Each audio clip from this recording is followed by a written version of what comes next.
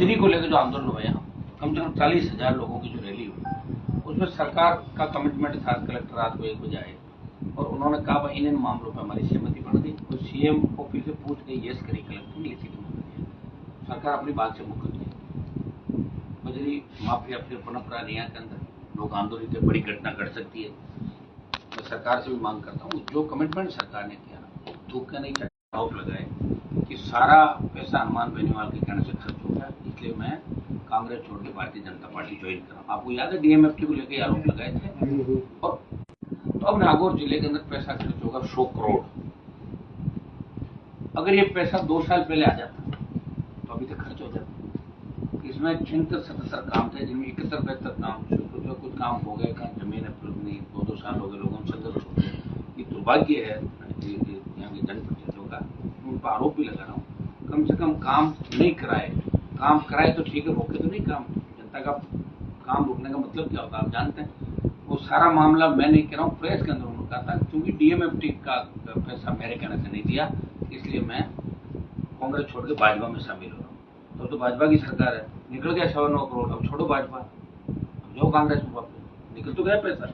ये तो मैं आपको कह रहा हूँ कि उसकी वित्तीय स्वीकृति अभी जो गवर्निंग काउंसिल हुई थी, जिला कलेक्टर के हम सब लोग बैठे थे, उस दिन 9.25 करोड़ रुपए पुराने, जिसके अंदर ये सरकार ने कहती है जो गवर्निंग काउंसिल उससे खाली अप्रूव लेना है, वो स्वीकृति वैसी रहेगी क्योंकि वो अगस्त सितंबर 23 का मामला था, 2 साल पहले। लगातार संगत आप देखिए, मैं इसलिए आपकी बात कर रहा हूँ कि मैं किसी काम के पीछे पड़ता हूँ तो लंबे समय तक उसका प्रयास करके उसको 100% उसका अंजाम तक पहुंचाता हूँ, बीच में कभी कोई काम मैंने नहीं छोड़ा।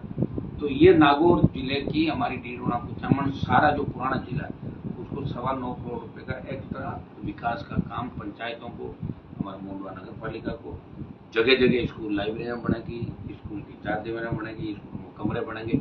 और अब जो डीएमएफटी की मीटिंग हुई ये भी हमने जल्दी करवाई और ये मामला भी राजस्थान सरकार पर लंबित है। मैं सरकार से आग्रह करूंगा कि इसका भी पैसा जल्दी जारी करे। ये भी 9.25 करोड़ की वित्तीय स्वीकृति जारी है, वो कागज हम आपको दे रहे हैं। ये अटका हुआ मामला था क्योंकि बीजेपी की नेत्री ने आरोप लगाए और इसलिए कांग्रेस छोड़ने की बात की कि डीएमएफटी का पैसा हनुमान बेनीवाल ले गए, इसलिए मैं छोड़ रही हूँ। अब तो बीजेपी के अंदर सरकार है तो 9.25 करोड़ आ गए पैसे, छोड़ दो भारतीय जनता पार्टी। तो सरकार किसकी है? उनकी है ना सरकार, मेरी तो नहीं है। तो होगी एफएस जारी हो गई, अभी डाल देंगे सारी आपको बता दें, हमने कागज दे रहा है आपको कि वित्तीय स्वीकृतियां जारी हो गई है, पैसा अब चला गया पंचायतों के, पालिकाओं के और स्कूलों के खाते के अंदर जहाँ एजेंसी। तो ये एक तोहफा इस आज नागौर डिस्ट्रिक्ट को 9.25 करोड़ का एमपी लेड भी हम जल्दी जारी करेंगे। आजकल के अंदर हमारे पास एमपी लेड का करीब 5.5-6 करोड़ रुपया बाकी है। बहुत लंबा चौड़ा संसदीय सत्र प्रयास करेंगे तो सब लोगों को पंचायतों का पैसा मिले। मधुआ सिकंदर जिस तरह सरकार जमीन लेने नकली खाद पकड़ी गई, दोनों चीजें है सर, जमीन वाला भी है। देखिए एक तो नकली खाद जहाँ जहाँ पकड़ी जा रही है, मैं कह रहा हूँ नकली खाद तो पकड़ी जा रही है लेकिन कार्रवाई क्या हो रही है मेरे समझ में नहीं आ रही। किरोड़लाल जी बड़े बड़े बयान पढ़ रहा हूँ मैं कि मैं जा रहा हूँ राजस्थान के दौरे, उनका मकसद क्या दौरों का वो तो वही बता सकता है। 2 तरह के दौरे होते हैं, दौरे क्या होता है आप ही जानते हो, या तो कार्रवाई करने के लिए या अपने मंत्री को चमकाने के लिए या दूसरे तरीके से उनको बैकडोर बुलाने के लिए। तो वो कौन सा कर रहे हैं मुझे क्या पता, तो डॉक्टर साहब भी बता सकते हैं कि आखिर आपने जितने दौरे किए। मेरा आपसे सवाल है कि उन पर कार्रवाई क्या करी, कितने लोगों को जेलों में आपने डाला। नंबर 1 तो राजस्थान की जनता जानना चाहती है। डॉक्टर साहब बहुत बोला तो आप दौरे कराऊँ, ये कराऊँ वो कराऊँ, और टीएमपी की किल्लत है हमारी राजस्थान। दूसरा ये नकली खाद असली खाद के चक्कर में अब आदमी खाद ही नहीं खरीद रहा है, बीज नहीं खरीद, उसको लग रहा है नकली तो नहीं। आपने ऐसा भ्रामक प्रचार कर दिया राजस्थान के अंदर कि नकली असली का पता ही नहीं चल रहा, नकली कौन सा असली कौन सा।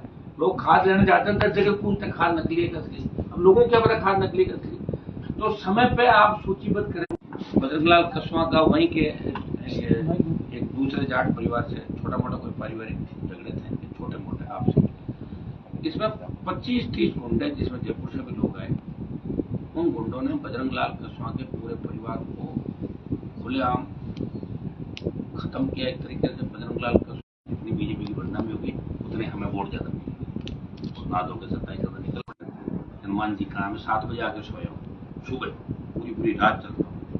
जिस तरह सड़क पर देखा रात को मेरी गाड़ी में पलटी खाते खाते बची, गौ माता मरी हुई पड़ी थी एक्सीडेंट से।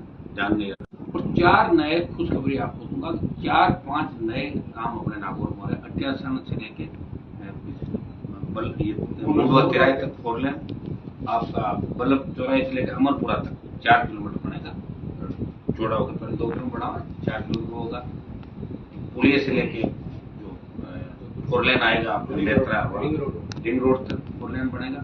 और चौथा आपका 4 लेन जो इसको नया बनाएंगे, कृषि पुरानी अपनी कृषि मंडी से लेकर पुराना जो बाईपास था उसको भी एक बार जहाँ जहाँ टूट रहा उसको पूरा सही करा के नए सिरे से उसको तैयार करेंगे। मेरा प्रयास ये रहेगा कि दिल्ली का पैसा नागौर के अंदर है, मेरे संसदीय क्षेत्र के अंदर है।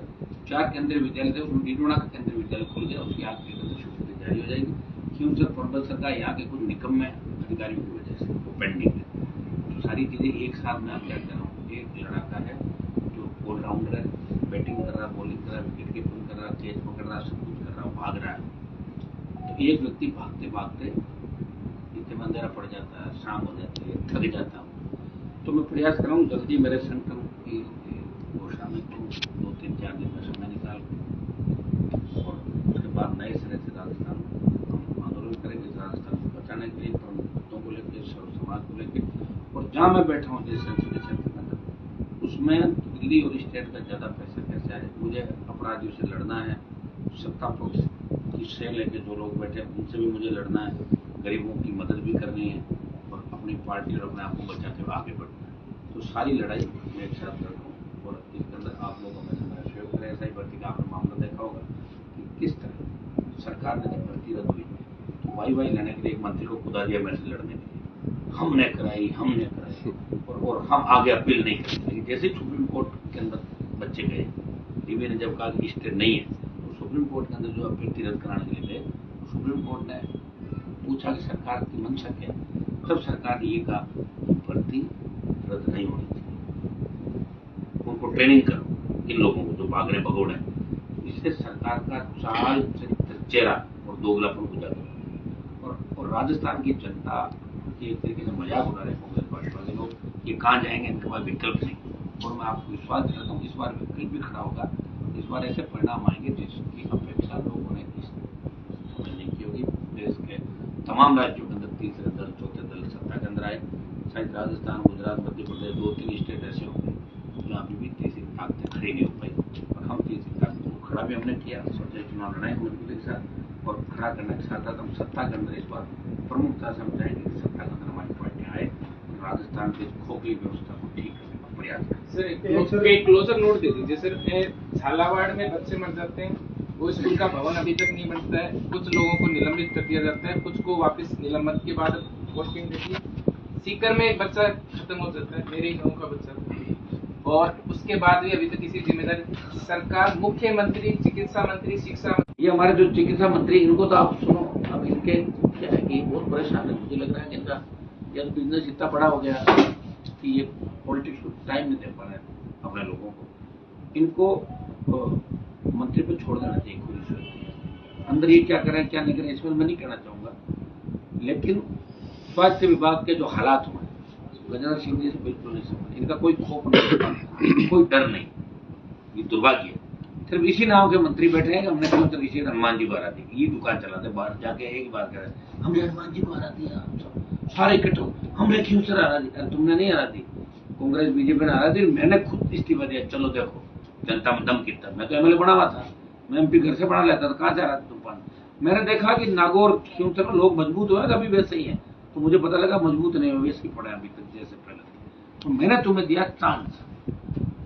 और आपके मदन दिलावर जी, झालावाड़ का जो मामला था, आप देखिए 8 सांसद कांग्रेस पार्टी के, एक ने भी पूरे पार्लियामेंट में झालावाड़ के मामले को नहीं उठाया। सिर्फ मैंने, गोकुल बांसवाड़ा के सांसद और नगीना के सांसद, 3 लोगों ने हमने इस मामले को उठाया। झालावाड़ वाले मामले को बेल में घुसे, स्थगित कराई लोकसभा की कार्रवाई, और हमने कहा कि इस प्रकरण की सीबीआई जांच कराओ।